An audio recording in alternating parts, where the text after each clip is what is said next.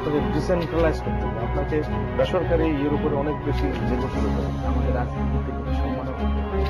তারা যদি কোনো অন্যায় করে থাকে তাদেরকে তারা অবশ্যই পুলিশ করতে পারে।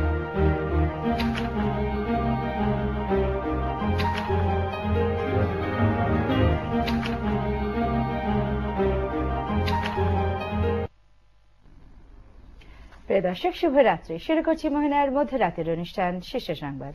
আজ আমাদের সাথে এই স্টুডিওতে আলোচনা করবার জন্য ইতিমধ্যে দুজন বিশিষ্ট অতিথি উপস্থিত হয়েছেন। চলুন প্রথমে তাদের সাথে পরিচিত হয়ে নিই। আছেন ডক্টর মঞ্জু চৌধুরী, কলামিস্ট এবং রাজনৈতিক বিশ্লেষক। আমাদের সাথে আজকের আলোচনায় আরো যোগ দিচ্ছেন অ্যাডভোকেট মমতাজউদ্দিন মেহেদী, সাবেক সম্পাদক, Bangladesh supreme court bar association. আপনাদের দুজনকে আমি আমাদের স্টুডিওতে স্বাগত জানাচ্ছি। প্রিয় দর্শক, চলুন প্রতিদিনের মতো প্রথমে জেনে নেই মোহনায় প্রচারিত সর্বশেষ খবরের শিরোনামগুলো।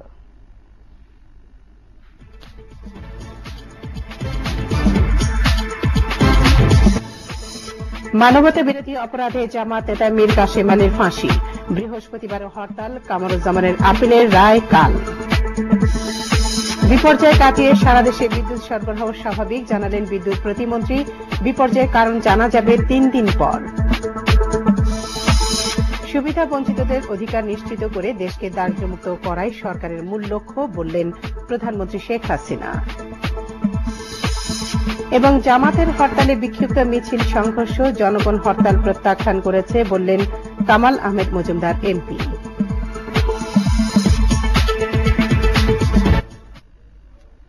প্রিয় দর্শক, এই ছিল মোহনায় প্রচারিত সর্বশেষ খবরের শিরোনামগুলো। মূলত এই সকল বিষয় নিয়ে আজ আমরা আলোচনা করব। আর আমাদের সাথে আজ তো রয়েছেন অ্যাডভোকেট মমতাজউদ্দিন মেহেদী এবং মঞ্জুর চৌধুরী।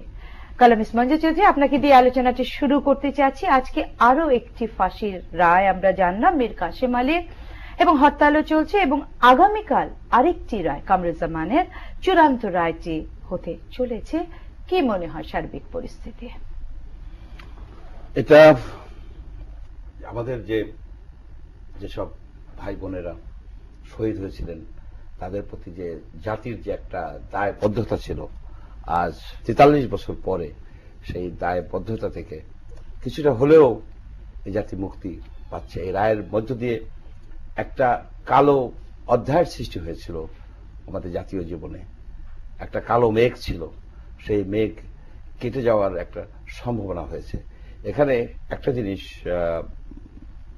বিবেচনায় রাখতে হবে, রায় হয়েছে, রায় কিন্তু কার্যকরী এখনো হয়নি। একজনের মাত্র কার্যকরী হয়েছে, 2জন স্বাভাবিক বলা যায় স্বাভাবিক মৃত্যুবরণ করেছেন। সুতরাং রায় যতদিন পর্যন্ত না কার্যকরী হবে ততদিন পর্যন্ত আমাদের সতর্ক থাকতে হবে, যাতে এই যে উদ্যোগ, এই যে জাতির যে আশা আকাঙ্ক্ষা, যে যুদ্ধ অপরাধীদের, মানবতা বিরোধীদের বিচার, এই বিচার যেন সুষ্ঠুভাবে সম্পন্ন হয়। এটাই তো শেষ নয়। এই কয়েকজনই যে স্বাধীনতা সংগ্রামের সময়, আমাদের যুদ্ধের সময় আমাদের বিরোধিতা করেছেন তা নয়, এরকম আরো আপনি পাবেন। কিন্তু হয়তো আমাদের সম্পদের অভাব, আমাদের সময়ের অভাব, অথবা আমাদের সাহসের অভাব, যার জন্য আমরা এদের সবার বিচার করতে পারি নাই, কিংবা ভবিষ্যতে যে সবার বিচার করতে পারবো এ ধরনেরও সম্ভাবনা আমি দেখি না। তবে এরা ফাঁসির কাস্টে এদের হয়তো মৃত্যুবরণ হবে, এবং জাতির অভিশাপ নিয়ে তারা এই পৃথিবী ত্যাগ করবেন। অ্যাডভোকেট মমতাজউদ্দিন মেহেদী, আইনি প্রক্রিয়ার ভেতর দিয়ে শেষ পর্যন্ত মীর কাসেম আলীর ফাঁসির রায়টি ঘোষিত হয়েছে, এবং কামরুজ্জামানের আপিলের রায়ও আসবে আগামীকাল। বেশ প্রায় বোধ করি 10 জনের মতো যুদ্ধাপরাধী বা মানবতা বিরোধী অপরাধের সাথে যারা সম্পৃক্ত ছিলেন তাদের রায় হয়ে গেছে। স্বাধীনতা 43 বছর পর, যেমনটা মঞ্জুর চৌধুরী বলছিলেন, আপনার অনুভূতিটি জানতে চাচ্ছি। ধন্যবাদ ডক্টর জিরাত। আসলে আজকে মীর কাসেম আলীর ফাঁসির রায় এবং গত সপ্তাহে জামাতে ইসলামের আমির মতিউর রহমান নিজামীর ফাঁসির রায় মধ্য দিয়ে জাতি অত্যন্ত স্বস্তি পেয়েছে এবং সারা দেশে আনন্দ মিছিল হয়েছে। তাছাড়া আগামীকালকে যে কামারুজ্জামান জামাতের সহকারী সেক্রেটারি জেনারেল তার ফাঁসির তার যে মামলার রায় আপিল বিভাগে যেটি আছে সেটি রায় ঘোষিত, অর্থাৎ ফাঁসিটি থাকছে কি থাকছে না সেটি আমরা আশা করছি। এবং মাননীয় অ্যাটর্নি জেনারেল বলেছেন যে তিনি আশাবাদী যে ফাঁসির রায় বহাল থাকবে। তো কাজী এই 2 সপ্তাহে 3টি রায় এবং ইতিপূর্বে আরো 7টি, এবং ইতিমধ্যে কাদের মোল্লাকে ফাঁসিতে ঝুলিয়ে রায় কার্যকর করা হয়েছে। সবকিছুর মধ্য দিয়ে জাতি একটি নতুন দিগন্তের দিকে যাচ্ছে এবং স্বাধীনতার 43 বছর পরে লাখো শহীদের রক্তে রঞ্জিত এই বাংলাদেশ, এই পতাকা, মাতৃভূমি মনে হয় কিছুটা হলেও কলুষ মুক্ত হতে চলেছে। তো আমরা আশা করছি যে এই যে কামারুজ্জামানের মামলা, তারপরে নিজামীর মামলা এবং মীর কাশেম আলীর মামলা, এই মামলাগুলোতে কিন্তু জামাতকে একটি অপরাধী সংগঠন হিসেবে চিহ্নিত করা হয়েছে। কাজী যে জামাতের নেতৃত্বে 71 সালে মানবতা বিরোধী অপরাধ সংগঠিত হয়েছিল, সেই জামাতে ইসলামকে আন্তর্জাতিক অপরাধ ট্রাইব্যুনাল একটি অপরাধী সংগঠন হিসেবে উল্লেখ করেছে। তো কাজে এর মধ্য দিয়ে আমার মনে হয় অন্তত একটি বিষয় পরিষ্কার হয়েছে জাতির সামনে, যে জামাতের বিচারের পথে আর কোনো প্রতিবন্ধকতা থাকলো না। কাজী সেটা জাতির জন্য একটি শুভ দিক উন্মোচিত হলে আমি একটা ফোন নিয়ে নিচ্ছি। হ্যালো, বোধ করি লাইনটি কেটে গেছে।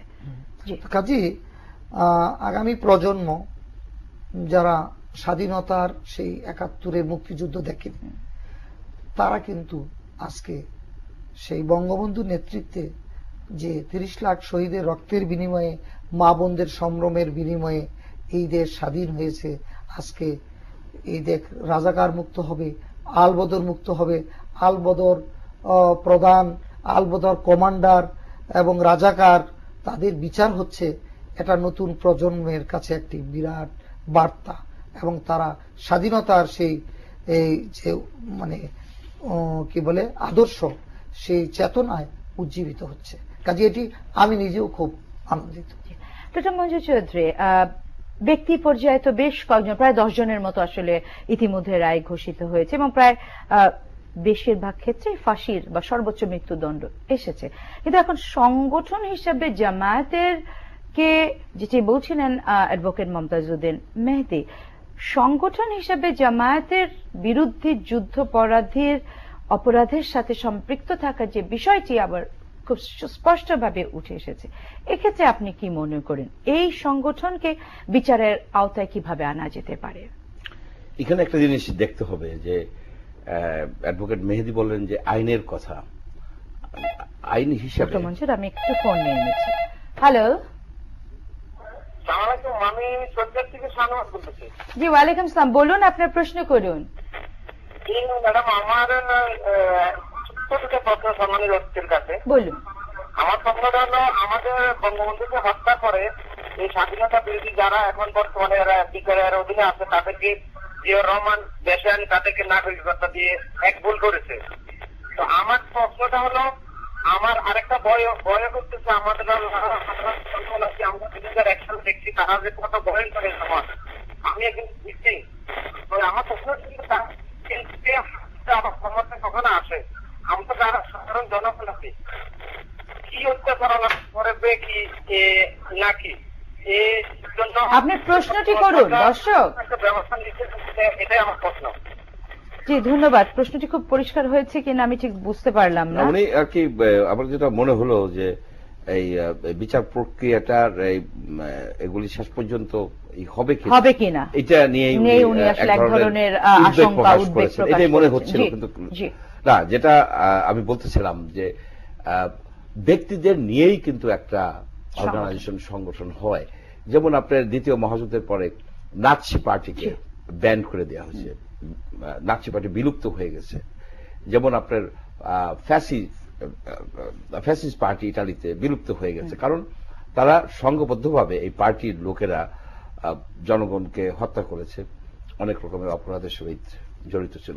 ঠিক তেমনি ভাবে জামায়াতে ইসলামী তৎকালীন তারাও কিন্তু আপনার বাংলাদেশের ভূখণ্ডে অনেক অপরাধমূলক কর্মকাণ্ড করছে। তার তো প্রমাণ আপনারা দেখছেন এই রায়ের ভিতর দিয়ে।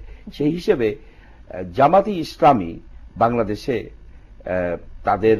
তারা প্রকৃতপক্ষে ব্যান্ড হয়ে যাওয়ারই কথা। এটা কমন সেন্সের কথা, আমরা লয়ার না, কিন্তু আমরা এটা কমন সেন্সের কথা। এবং আমরা দেখি যে নিষিদ্ধ ঘোষিত অনেকগুলি দল, এই যে আপনার ওই বামপন্থী দল নিষিদ্ধ ঘোষিত বেশ কিছু আছে। সরকার যদি ওইসব জেএমবি কে যেমন নিষিদ্ধ করা হয়েছে, কিন্তু সরকার এখানে কিন্তু আরেকটা কথা বলছে যে জামাতকে একটা কেস আছে বা এটা আছে সেটা আছে, জামাতকে ব্যান করা যাচ্ছে না, নিষিদ্ধ করা যাচ্ছে না। এই ধরনের কথা আমি কিন্তু পত্রপত্রিকা বেশ কিছুদিন ধরে তারা ইনিয়ে বিনিয়ে নানাবিধ কথা বলার চেষ্টা করছে। তাহলে জেএমবি কে তারা কিভাবে ব্যান করছে, এবং জেএমবির যে অপরাধ তার থেকে বহুগুণ বেশি অপরাধ করেছে জামাত। কারণ জামাত আমাদের এই দেশের স্বাধীনতার সার্বভৌমত্বের বিরুদ্ধে সশস্ত্র যুদ্ধ করেছে, এবং সেই সাথে সাথে তারা মানবতা বিরোধী কাজে লিপ্ত হয়েছে, এবং তাদের আজকে যে ফাঁসি হচ্ছে আপনারা দেখবেন যে বাংলাদেশ রাষ্ট্রের অভ্যুদয়ের সময় এরা যে সশস্ত্র বিরোধিতা করেছে সেই অভিযোগ কিন্তু আনা হয় নাই। আনা হয়েছে যে বিরোধিতা করার সময় তারা মানবতা বিরোধী জেনেভা কনভেনশনের বিপরীতে যেসব অ্যাক্টিভিটি আরেকটি ফোন নিতে হচ্ছে। হ্যালো আসসালামু আলাইকুম। জি ওয়ালাইকুম সালাম, পরিচয় দিয়ে প্রশ্ন করুন। আমি আব্দুল লতিফ কুরেশি শাহবাগ নোয়াখালী থেকে। জি বলুন কুরেশি সাহেব। সত্যি আনন্দের বিষয় যে আজকে নরখার টিচার্সদের বিচার হচ্ছে, আমরা খুশি এবং সরকারকেও ধন্যবাদ জানাচ্ছি এবং কলা কৌশলীদেরকেও ধন্যবাদ। কিন্তু তার পাশাপাশি অ্যাকচুয়ালি আমরা কিন্তু আনন্দিত হতে পারছি না, কারণ আমরা যেভাবে দেখছি যে একটা যেমন সাইডিক রায়টা বদলে গেল। হ্যাঁ, বুঝতে পেরেছি যে সর্বোচ্চ আদালত এটা রায় বিবেচনা করছে। এখন আগামীতে আমরা কি সেটাই দেখবো কিনা সে আশায় কিন্তু আমরা খুশি হতে পারছি না। আর মাননীয় অতিথির কাছে আমার একটা প্রশ্ন, এই যে হরতাল, যে একটা দল জঙ্গিবাদী দল, যেটা ওয়াশিংটনও বলেছেন যে জামায়াত ইসলাম একটা জঙ্গিবাদী দল, তাহলে সেই জঙ্গিবাদী দলের একটা বিচার হচ্ছে সর্বোচ্চ আদালতে, সেই আদালতকে অমান্য করে জনগণের উপরে হরতাল চাপিয়ে দিচ্ছে, অথচ সরকার এর বিরুদ্ধে কোনো ব্যবস্থা নিচ্ছে। জি ধন্যবাদ ধন্যবাদ ধন্যবাদ। দর্শক আমাদের সাথেই থাকুন। আসলে বেশ কিছু প্রশ্ন উঠে এসেছে এবং অত্যন্ত গুরুত্বপূর্ণ নিশ্চয়, সেই উত্তরগুলো আমরা নিশ্চয়ই আপনাদের কাছ থেকে শুনবো, তবে একটা বিজ্ঞাপন বিরতির পর। প্রিয় দর্শক, আমরা যাচ্ছি ছোট একটা বিজ্ঞাপন বিরতিতে, আমাদের সাথেই থাকুন।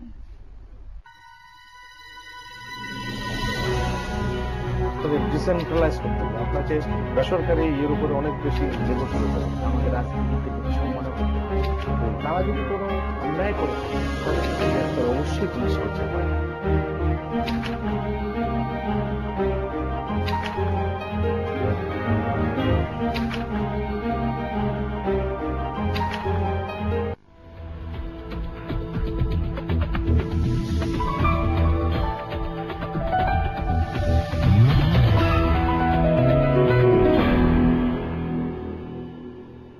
অলিম্পিক এনার্জি প্লাসের জন্য ছোট্ট পায়ে কি ছুট, সে কি ভালোবাসে নাকি না বুঝিয়ে দিল ইশারায়। কখনো মিথ্যেও হলো মিষ্টি। 18 বছর ধরে এভাবেই বাংলার জীবন জুড়ে অলিম্পিক এনার্জি প্লাস।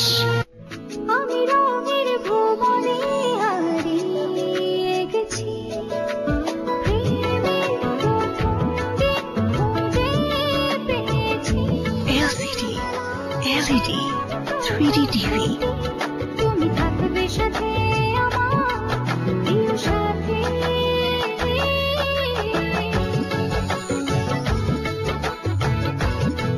ক্রিস্টাল নিখুঁত ছবির নিশ্চয়তা। এই যে ভাইয়া ঠান্ডা হন।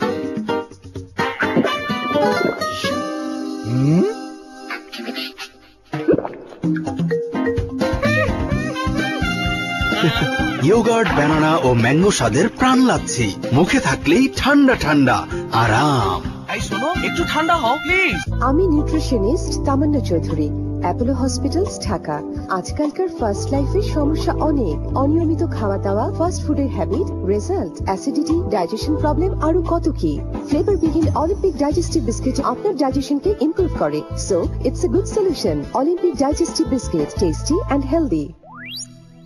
ভেসে যায় ভালোবাসার নৌকায়, দুঃখ তোমায় দেব না, রাখবো হাসি খুশি, হাতটা তোমার হাতে নিয়ে চলবো পাশাপাশি। চাইবে যখনই মন ভরাবো, রং ছড়াবো হেসে, তোমায় ভালোবেসে। মার্সেল টেলিভিশন, প্রতিদিন স্বপ্ন রঙিন। Are you ready, guys?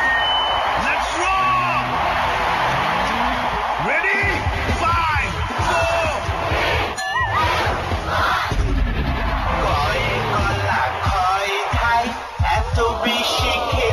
Hello brother, ছোটদের ক্যান্ডি ছোটদের জন্যই ছেড়ে দিন না। এই নিন পাওয়ার ক্যান্ডি।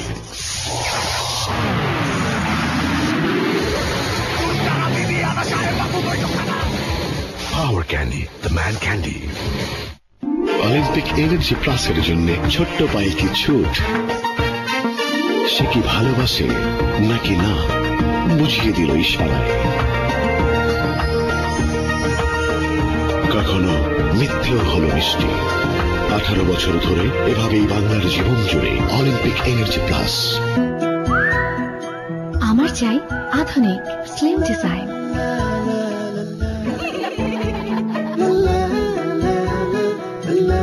সাধ্যের মধ্যে আমাদের স্বপ্ন পূরণে রিগাল অ্যাফোর্ডেবল ফার্নিচার।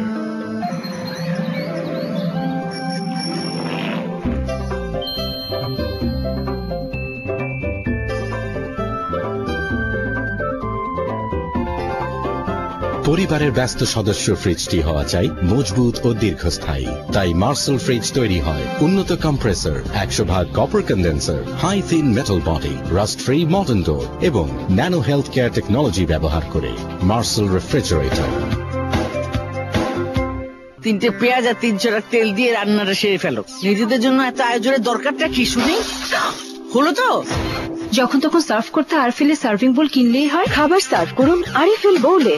স্বচ্ছ ও রঙিন আরএফএল সার্ভিং বোল আপনার খাবার টেবিলকে দেবে প্রিমিয়াম স্টেটাস।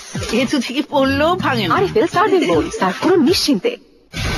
বন্দর steel industries limited, BSI, ISO certified, BSTI অনুমোদিত, 100% বিদেশ থেকে তৈরি BSI standard 500W reform pump.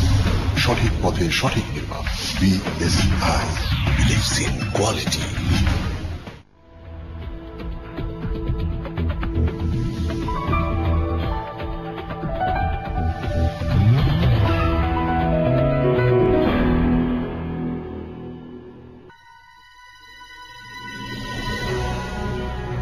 Decentralise করতে হবে। আপনাকে বেসরকারি ইয়ের উপরে অনেক বেশি নির্ভরশীল হতে হবে। আমাদের রাজনীতিতে সম্মান করতে হবে। তারা যদি কোনো অন্যায় করে তাহলে সেটা আপনার অবশ্যই পুলিশ করতে পারে।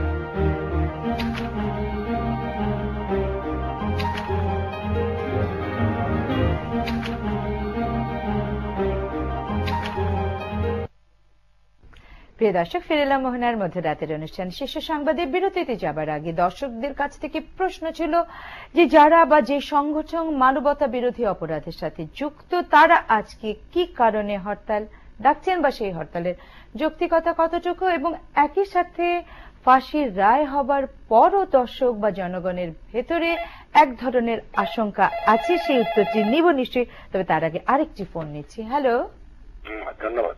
হ্যাঁ আমি মহানা টেলিভিশনকে ধন্যবাদ জানাই। মুক্তা মহাশিল থেকে প্রশ্ন করছি মালিক ভাই। বলুন।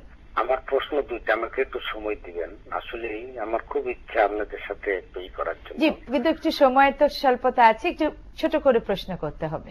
ছোট করে করব।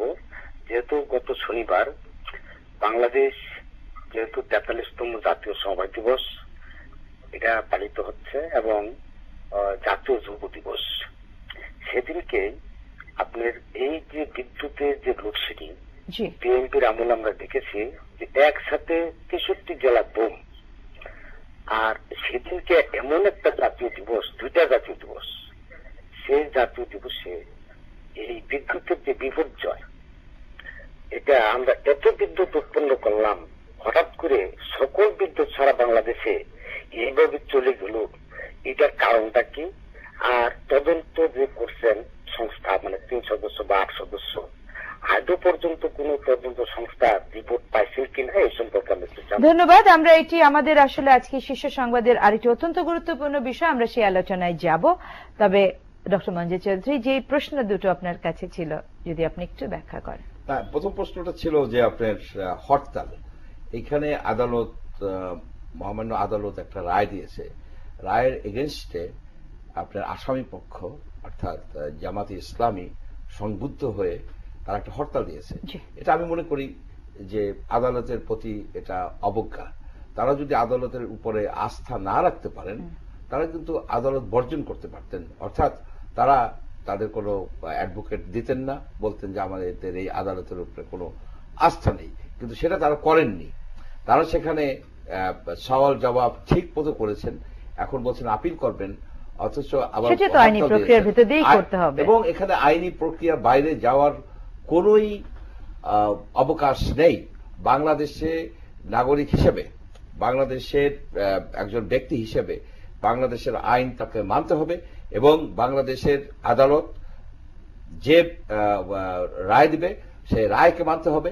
রায়ের বিরুদ্ধে তার আপিল করতে পারেন, অর্থাৎ আইনি যতটুক তাকে, আইন যতটুক তাকে সুরক্ষা দেয়, সুবিধা দেয়, সেই সুবিধা সে পেতে পারেন। এ বিষয়ে কারোরই মতদ্বৈধতা থাকার কথা নয়, কিন্তু তার হরতাল দিয়ে আইনের প্রতি অবজ্ঞা করেছেন। অ্যাকচুয়ালি এই বিচার যে শুধুই মানবতা বিরোধীদের বিরুদ্ধে বিচার হচ্ছে তা না, এখানে কিন্তু একটা নীতি এস্টাবলিশড হচ্ছে যে অপরাধ করে কেউ পার পেতে পারে না, অপরাধ করে আপনি দায় মুক্তি বা টাকার জোরে আপনি সেই অপরাধের শাস্তি থেকে বাঁচতে পারেন না, সেই যে একটা ব্রডার প্রিন্সিপাল, একটা নীতি, সেটাও কিন্তু এই বিচারের মাধ্যমে এস্টাবলিশড হয়ে যাচ্ছে। এটা শুধু এই নীতিটা যে শুধুই সেই তৎকালীন অপরাধের জন্য অ্যাপ্লিকেবল তা নয়, কিন্তু এটা কিন্তু আপনার এখন যেসব অপরাধ হচ্ছে সেটার বেলাও কিন্তু এই জিনিসটা মানতে হবে যে আইনের শাসন প্রতিষ্ঠিত হতে হবে, আদালতের প্রতি শ্রদ্ধা থাকতে হবে, আদালতের রায় মানতে হবে, এবং যে অ্যাকিউজ বা যে আসামি তাকে সকল রকম আইনি সুবিধা দিতে হবে। জি, আমাদের খুব একটা সময় পাবো না। মমতাজউদ্দিন মেহেদী, ডক্টর মঞ্জুর চৌধুরী যা বলেছেন, আমি তার সাথে ইন এডিশন টু দ্যাট আমি বলছি যে মীর কাসেম আলী ছিলেন জঙ্গিবাদের জন্য যে অর্থায়ন বা অর্থের যোগানদাতা তাদের অন্যতম।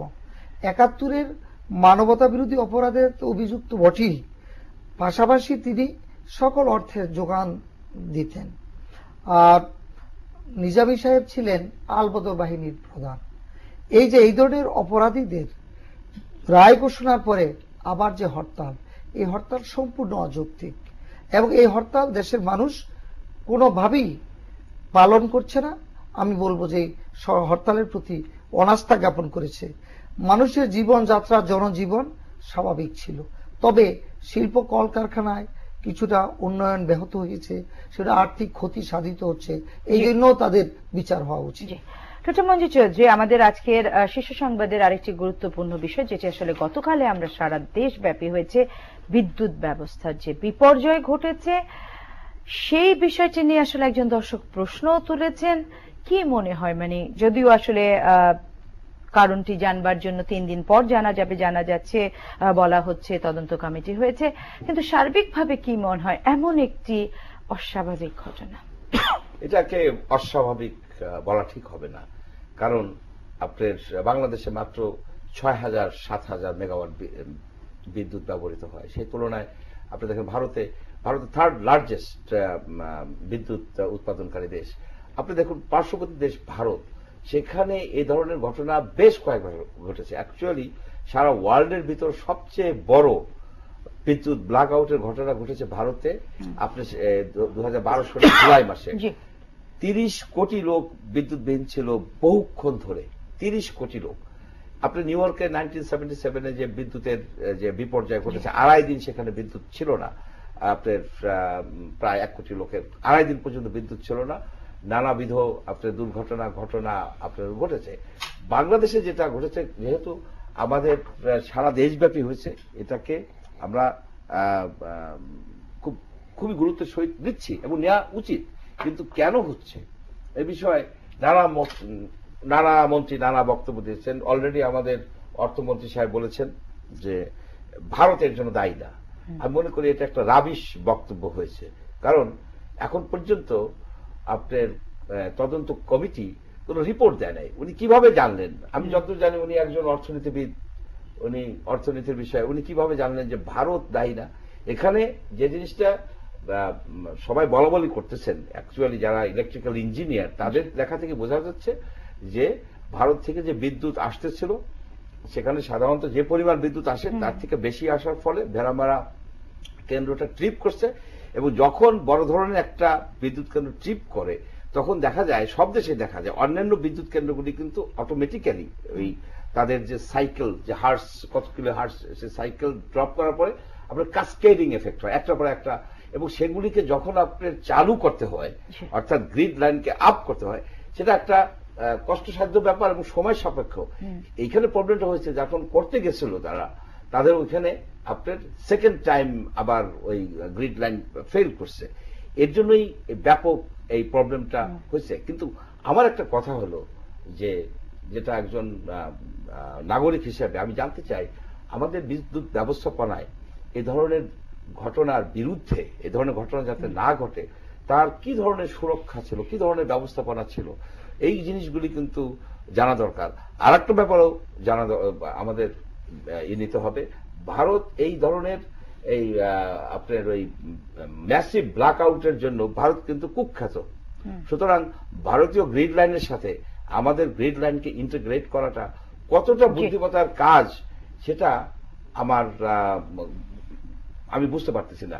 আর একটা পয়েন্ট আমাকে যদি 1 মিনিট সময় দেন, এই খবরের মধ্যে কিন্তু আমি একটা ইন্টারেস্টিং খবর আমি দেখলাম কালকে, যখন এই ফেলিওর হয়ে গেল তখন কাপ্তাই বিদ্যুৎ কেন্দ্র চালু করা হলো। কাপ্তাই বিদ্যুৎ কেন্দ্র যে বন্ধ থাকে এটা আমার জানা ছিল না। কাপ্তাইতে সবচেয়ে সস্তায় বিদ্যুৎ উৎপাদন হয় 1-1.5 টাকার মতো পার ইউনিট। সেই বিদ্যুৎ কেন্দ্রটা কেন বন্ধ রাখা হয়, নাকি এই কুইক রেন্টালের লাভের জন্য একটা কিছু করা হচ্ছে?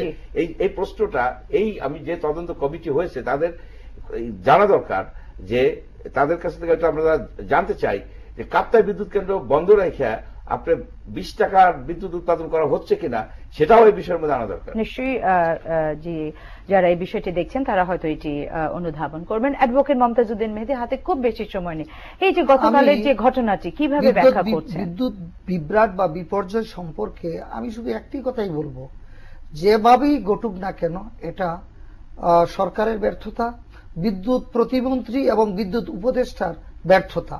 তদন্ত কমিটি হবে, রিপোর্ট আমরা পাবো, কিন্তু এই ব্যর্থতার দায় কোনোভাবেই সরকার এড়াতে পারে না। কারণ জনগণকে 12 ঘন্টা একটানা এইভাবে বিদ্যুতের অভাবে থাকতে হয়েছে, অন্ধকারে থাকতে হয়েছে, এটা বাংলাদেশে নজিরবিহীন ঘটনা। না, কিন্তু অনেকে বলছিলেন যে এই ঘটনার সাথে কোনো ধরনের ষড়যন্ত্রের কথাও কিন্তু নানা মুখ্য আলোচনা শোনা যাচ্ছে। সাবোটেজ হতে পারে, সেটা দেখার দায়িত্ব কার? আমি যদি দায়িত্বে থাকি আমার, সেই ব্যর্থতা আমি কোনোভাবেই দায় এড়াতে পারি না। একটা পয়েন্ট আমি অ্যাড করি, যে সারা দেশের লোক যে বিদ্যুৎবিহীন ছিল, সারা দেশের লোক কথাটা কিন্তু সঠিক না। এই সেন্সে আপনি 40% লোক কিন্তু বিদ্যুৎ পাই না। আপনি যদি বিদ্যুৎ থাকেও তাহলেও কিন্তু 40% লোক থাকে। আমাদের হাতে খুব বেশি সময় নেই। জি, যাই হোক, আমাদের হাতে আসলে খুব বেশি সময় নেই। আমাদের আরেকটি আলোচনার বিষয় আজকে শীর্ষ সংবাদে, এটি প্রধানমন্ত্রীর একটি বক্তব্য। তিনি সুবিধা বঞ্চিতদের অধিকার নিশ্চিত করবার কথা বলেছেন, এবং যেহেতু দারিদ্র মুক্ত করাই সরকারের লক্ষ্য, এই ধরনের একটি বক্তব্য প্রধানমন্ত্রী আজকে দিয়েছেন। কি মনে হয় ডক্টর মঞ্জুর? এখানে হলো সুবিধা বঞ্চিত কারা, সুবিধা বঞ্চিত কারা এবং সুবিধা প্রাপ্ত কারা। এখানে সুবিধা প্রাপ্ত হচ্ছে যে গভর্নমেন্ট আসে, যে দল আসে, সেই দলের যারা সমর্থক তারাই কিন্তু সুবিধা প্রাপ্ত। যদি এখন যখন বিএনপি ছিল, বিএনপির ফলোয়াররাই কিন্তু ছিল সুবিধা প্রাপ্ত। এখন আওয়ামী লীগের ফলোয়াররাই সুবিধা প্রাপ্ত। এখন উনার এই কথার মাধ্যমে আপনি যদি গ্রামে গঞ্জে যান, লোকের কাছে মনে হবে কি যে বিএনপির কথাই উনি বলতেছেন যে সুবিধাবিহীন, যে লোক টেন্ডার দিয়ে লোয়েস্ট হয়ে কাজ পায় না সে সুবিধা বঞ্চিত, অর্থাৎ তার পরিবার কিন্তু আর্থিক দুরবস্থায় পড়ে যাচ্ছে। সুতরাং আমার এখানে একটাই কথা, যে আইনের শাসন যদি প্রতিষ্ঠিত হয়, ফেয়ারনেস যদি প্রতিষ্ঠিত হয়, তাহলে দেখা যাবে কি যে বাংলাদেশে সুবিধা বঞ্চিত লোকের সংখ্যা অনেক কমে আসতেছে। ডক্টর মঞ্জুর চৌধুরী যা বলেছেন, মাননীয় প্রধানমন্ত্রী সেই বিষয়টাকে বুঝান নাই। মাননীয় প্রধানমন্ত্রী সমাজ কল্যাণ মন্ত্রণালয় পরিদর্শনে গিয়েছেন, সেখানে একটা বক্তব্য দিয়েছেন দেশের যে বঞ্চিত শিশু, নারী বা জনগণের একটা অংশ যারা সুবিধা বঞ্চিত, সেখানে রাজনৈতিক সুবিধার কথা বলেন নাই। সমাজে অনেক শিশু আছে যারা লেখাপড়া করতে পারছে না, যারা যাদের প্রতিভার বিকাশ ঘটাতে পারছে না। ঠিক তেমনি ভাবে নারী, শিশু বা অন্যান্য জনগণ যারা গ্রাম এলাকায় আলো থেকে বঞ্চিত, তাদেরকে যাতে আমরা এগিয়ে নিতে পারি, সমাজের আলোতে তাদেরকে আলোকিত করতে পারি, তারা যাতে আরো বেশি এনলাইটেন হতে পারে, উন্নত জীবন পায়, সমৃদ্ধ জীবন পায়, শিক্ষা পায়, স্বাস্থ্য পায়, চিকিৎসা পায়। মাননীয় প্রধানমন্ত্রী সেই বিষয়টা নির্দেশ দিয়েছেন। আমাদের আজকে আর হাতে আর সময় নাই। ধন্যবাদ ডক্টর মঞ্জুর চৌধুরী এবং অ্যাডভোকেট মমতাজউদ্দিন মেহেদী এই মধ্যরাতে আমাদের সাথে থাকবার জন্য। প্রিয় দর্শক, আমি জান্নাত হুদা আপনাদেরও ধন্যবাদ জানাচ্ছি এতক্ষণ মোহনা চ্যানেলের সাথে থাকার জন্য। আগামীকাল আপনাদের সাথে আবারও দেখা হবে। আপনারা সবসময় থাকুন আমাদের সাথে, মোহনার সাথে।